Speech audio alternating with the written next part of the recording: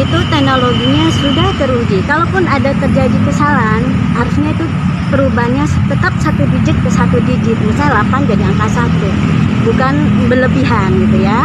Kemudian yang kedua, saya pikir tadinya ini memang serangan hacker atau apa gitu ya dari luar, tapi setelah saya lihat itu tidak ada fitur yang namanya validasi data. Validasi data Terhadap angka 300 itu sebuah fungsi ya.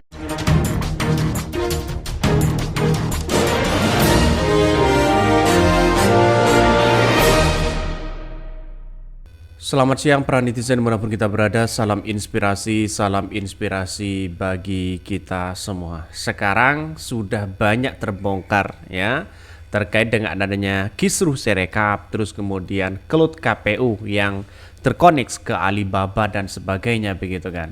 Salah satunya ada yang cukup menarik begitu kan, 2 orang pakar ETB ya IT berbicara tentang kisruhnya Sirekap. Ternyata setelah ditelusuri oleh mereka begitu kan ya, ada sekitar 24 juta katanya begitu kan ya, 24 juta yang kemudian selisihnya di situ begitu kan. Dan bahkan katanya hilang begitu kan ya, 24 juta itu begitu, 24 juta suara itu. Saya nggak tahu bagaimana prosesnya dan konsepnya, tapi cukup menjadi perhatian karena mereka sebagai ahli begitu kan ya, di bidang IT dia berbicara tentang Sirekap. Nah pada akhirnya kalau nggak salah itu dari sekitar 108 juta suara sah begitu kan ya.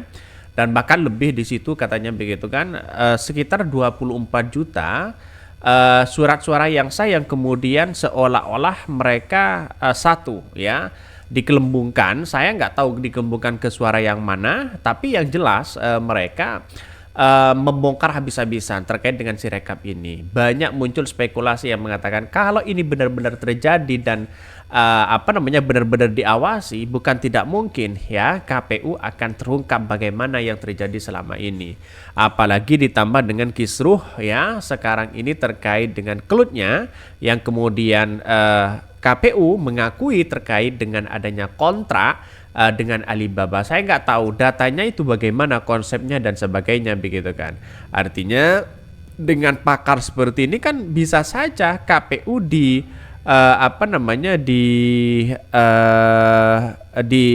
forensik begitu kan ya, bisa dicek secara forensik atau bisa diaudit secara forensik untuk menunjukkan bahwa apa yang kemudian terjadi selama ini di KPU begitu kan.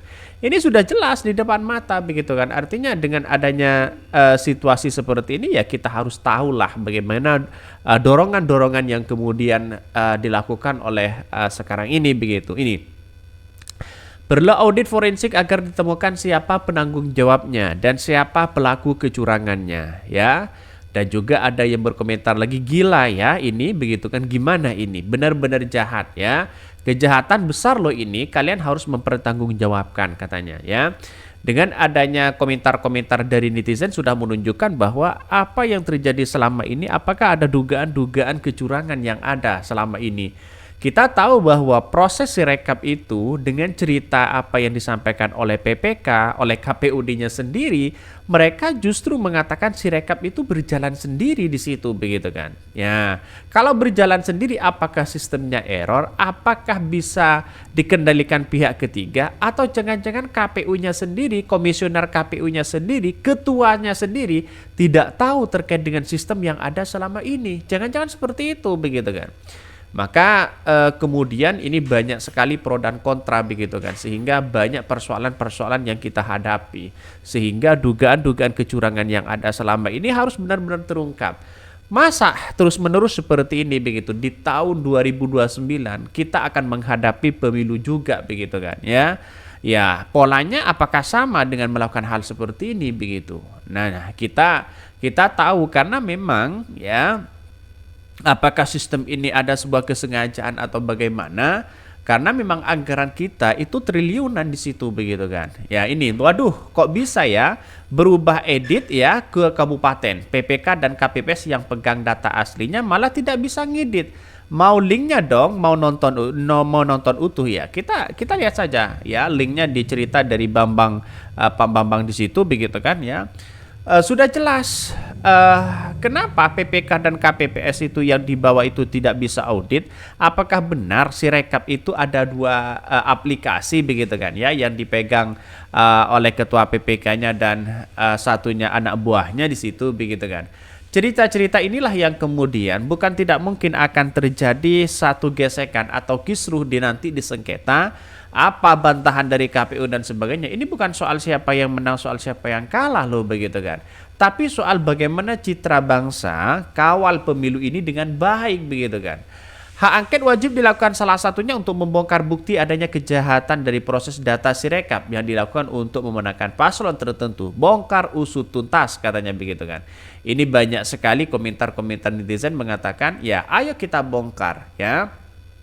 Dengan adanya hak angket menurut saya pribadi perlu dengan baik begitu kan ya, kalau mereka bersatu. Tapi kalau mereka tidak bersatu misalnya, ada nuansa-nuansa yang kemudian masih sana sini begitu, tidak ada tidak ada actionnya, ya saya kira perlu dengan adanya seperti itu begitu. Dalam artian ya dari 01 dan 03 mereka harus benar-benar action di situ begitu kan, harus benar-benar bersatu, intinya begitu. Maka dengan adanya seperti ini kita bongkar habis-habisan apa yang terjadi selama ini. Kemarin ya membantah terkait dengan cloud-nya yang kemudian terkonek dan kontra dengan Alibaba, dan sekarang mengakui begitu. Ada apa begitu? Sudah jelas ini di depan mata ada sesuatu nuansa ya yang kemudian disembunyikan begitu kan ya. Dan sampai hari ini saya masih belum bertanya-tanya begitu kan, kenapa KPU masih ada kontra dengan Alibaba? Sampai sekarang masih bertanya-tanya di situ begitu. Dan pada akhirnya orang akan berspekulasi, kok bisa ya seperti itu begitu kan, tanpa sepengetahuan masyarakat Indonesia di situ begitu. Jadi artinya apa? Artinya selama ini oke lah, kita terbuka kepada masyarakat Indonesia. Data-data itulah data-data Indonesia begitu kan. Ya, data rakyat Indonesia di situ. Jadi saya kira inilah yang menjadi perdebatan-perdebatan yang kemudian banyak sekali pro dan kontra di situ begitu kan ya, yang pada akhirnya orang akan berbicara, wah gini gimana KPU, wah ini gimana KPU dan sebagainya begitu kan.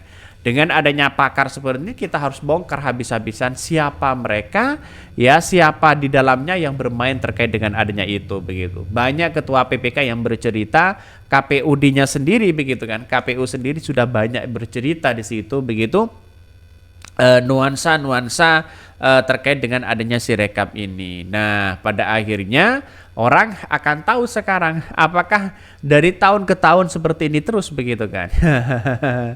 Yang tahu pastilah ketua umum partai pasti tahu di situ begitu kan ya, bukan tidak paham.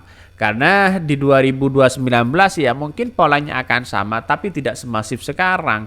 Coba kita lihat saja 2029 nanti begitu kan ya. Wah, masifnya kecurangan itu akan semakin nampak di depan mata kita begitu. Tapi yang terpenting adalah kita kawal pemilu dengan baik ya, sebaik-baiknya. Kita tunggu saja nanti bagaimana proses demokrasi kita.